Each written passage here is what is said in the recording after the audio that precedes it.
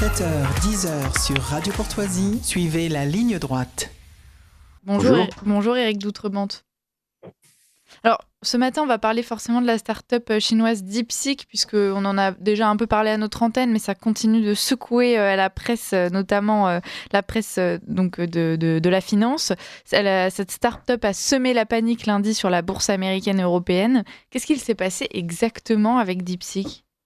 Alors, c'est juste après l'investiture de Donald Trump que la start-up DeepSeek a choisi d'annoncer la mise à jour de son modèle d'intelligence artificielle. C'est un produit qui existait déjà depuis la mi-24. Il a fait l'objet d'une médiatisation qui a été prononcée depuis la fin de la semaine dernière avec beaucoup d'articles dans le week-end, des articles qui ont été lancés aussi bien sur le marché américain que sur le marché chinois. Le modèle a été testé par la communauté des développeurs depuis après un mois et le constat est simple. DeepSeek, donc vous avez compris que c'était la start-up chinoise, a monté un modèle très performant. Les tests le prouvent en utilisant nettement moins de ressources que ses rivaux américains, ce qui veut dire moins de puissance de calcul et moins de budget. Pour un résultat proche, voire meilleur que d'autres modèles, DeepSeek R1, puisque vous avez toujours plein de catégories à chaque fois qu'il y a un nouveau modèle qui sort, est classé dans le top 5 des agents conversationnels les plus efficaces dans le palmarès de Berkeley, tout en étant largement premier dans le monde de l'open source. L'open source, ça veut dire que sur le papier, les utilisateurs développeurs peuvent voir tout ce qu'il y a sous le capot, contrairement à ChatGPT, qui est une boîte noire.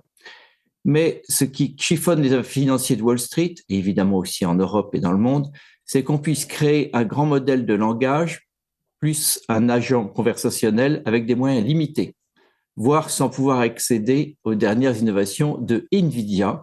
Vous avez la grande gloire du marché américain en ce moment, et évidemment tous ses dérivés.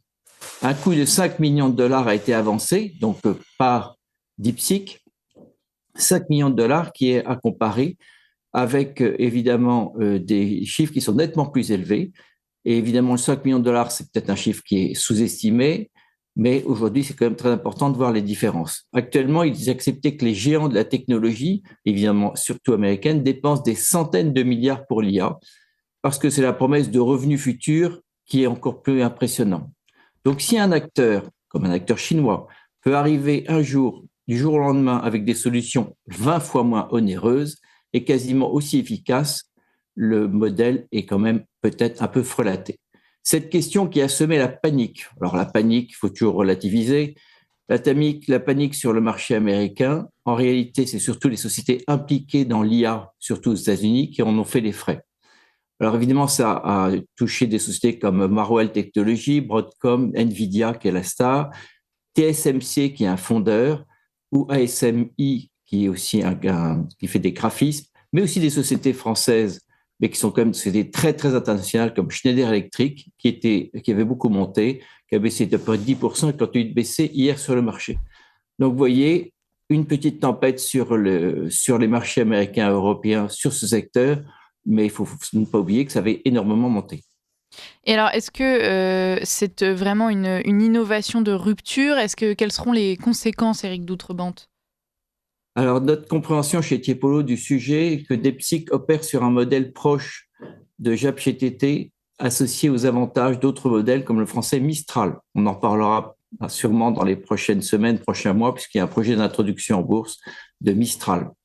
Pour faire simple, le système répond aux requêtes en faisant attention à ne pas utiliser toute la bande passante disponible, mais va chercher la ressource là où elle semble être la plus pertinente pour répondre à la question.